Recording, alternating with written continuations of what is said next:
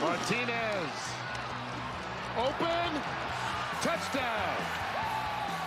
Boy, if you're going to run man coverage against a mobile quarterback, you are gambling. Now the quarterback draw becomes a factor, and Adrian Martinez just needs to make one person miss on the outside, and he's able to do that. He gets to the pylon and in for a touchdown.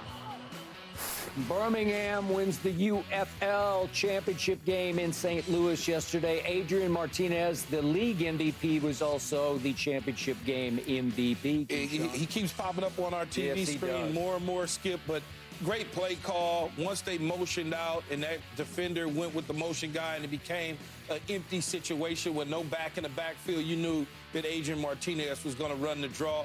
Great blocking down the field by the receivers. He got in there. This is why he's the MVP. Yes, sir. Now, the Cowboys can use him, huh? At what? Yeah, we take him. Oh, God, I mean, I can use him. They got three quarterbacks. I mean, he's a great athlete. They can probably figure out another position. Man, he's a great athlete. MVP of the league, MVP of the championship. But they got QBs in Dallas. Don't get Skip all riled up. I've told you, Adrian Martinez killed my Oklahoma Sooners when he was at Kansas State. He was undrafted. He was signed by Detroit. They didn't keep him, and I don't know why he never got another shot. Maybe he will off this. Now he will. He will get another opportunity, a chance this summer. Somebody will pick him up because the league is changing. If you look at the quarterback positions, they all kind of mirror each other. There's only a handful of guys that are statues that still kind of the Justin Herberts, the Trey Lances, I mean, not Trey Lance, the Trevor Lawrences of the world. Those type of guys, even though they can move around a little bit, he's more in line of what the QBs look like in today's NFL. Even though he threw for only 98 yards yesterday, he ran for 54 and scored 2 touchdowns. So, okay, that's what happened. And by the way, congratulations to Skip Holtz. He's now being called the King of Spring because he coached the USFL champions the last 2 years, and now he's got 3 in a row now that we have the UFL. So, you know what's so interesting about somebody, I look at this type of stuff, that means that's good football coaching. Yeah.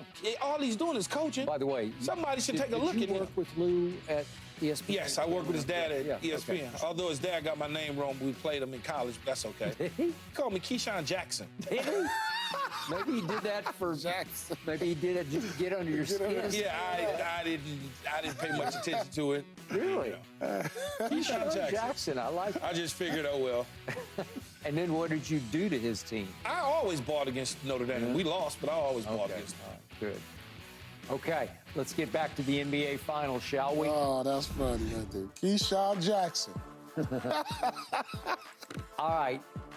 Kyrie Irving went 0 for 8 from 3 in the first 2 games of this finals in Boston. He did let the crowd get to him, even started going back and forth with some of the Celtic fans who were getting on him. So here's some of what Kyrie said yesterday ahead of tonight's Game 5 in Boston.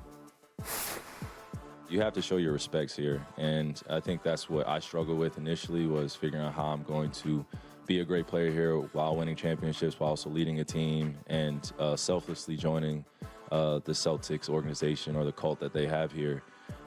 You know, and that's what they expect you to do as a player. They expect you to seamlessly buy into the Celtics pride, buy into everything Celtics, and if you don't, then you'll be outed. And I'm one of the people that's on the outs. I'm perfectly fine with that. You know what I mean? I did it to myself. They don't welcome me in with warm embrace, even though I know a lot of people in the organization, and my friends still here, some of them. So, Keyshawn, what do you expect from Kyrie tonight? I expect for him to play well. I don't think he's going to play well enough to beat the Celtics, but I expect for him to play well. I don't think you're going to see game 1 and 2 or even the history that's repeated itself with Kyrie in Boston.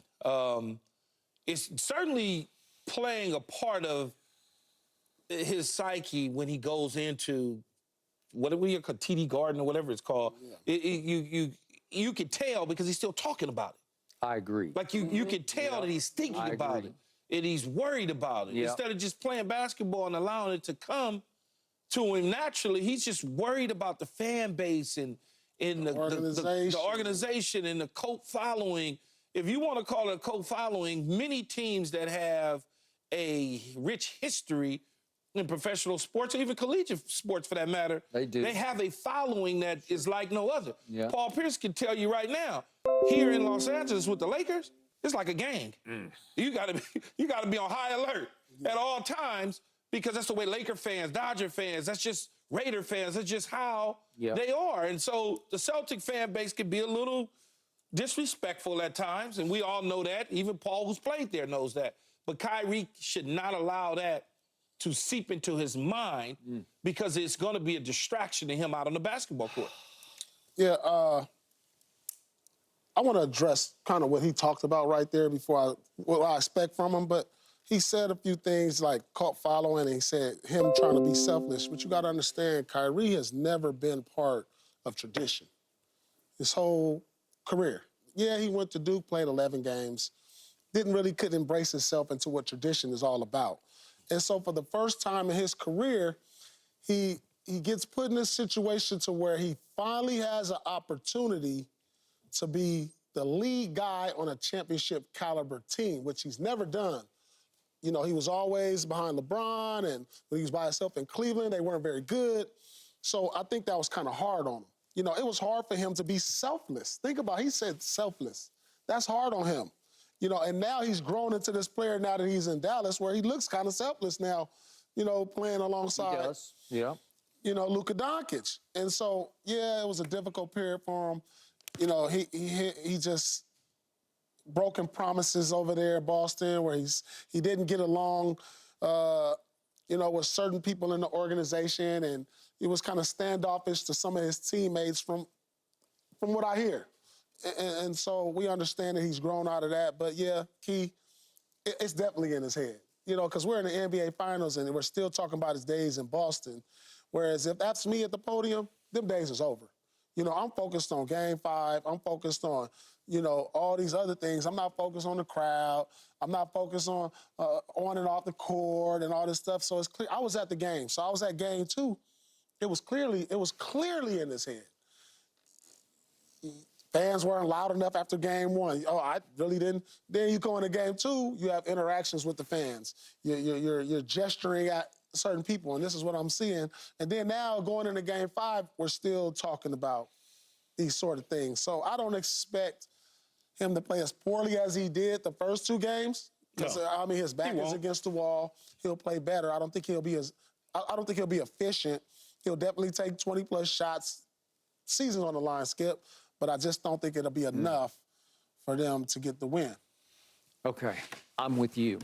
I'm obviously rooting for the Mavericks, and I say to Kyrie, enough of this introspection, this public soul searching. I've heard enough, because you're trying to talk your way out of it in front of the media and in front of the world. And the Celtics are hearing it, and the Celtic fans are hearing it, and you're admitting they got you. They got to you. And they're chanting Kyrie sucks, and they got me. Okay. Every stadium chants that. That's nothing new. Just stop it. This ain't every stadium, though, Keith. No, but every stadium is going to be negative toward the opponent. All right. So I did love what Jason Kidd said yesterday, and I'm going to read it because I think both of you can really relate to it. He said, I'm not speaking for Kyrie, but just from experience, just as an athlete.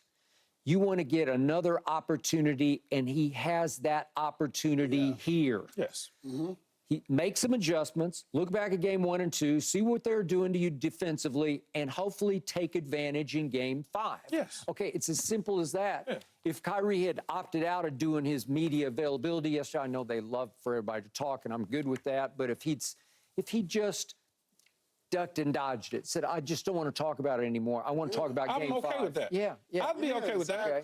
I'd be 100% okay with that. But I love what Jason Kidd said, because, look, Kyrie has played in 17 NBA Finals games. You don't have anybody who's played more than 10, because everybody's played just about 10, including Drew Holiday, because of his 6-game NBA Finals. So all your guys have played 10. He's played 17. This will be his 18th Finals game.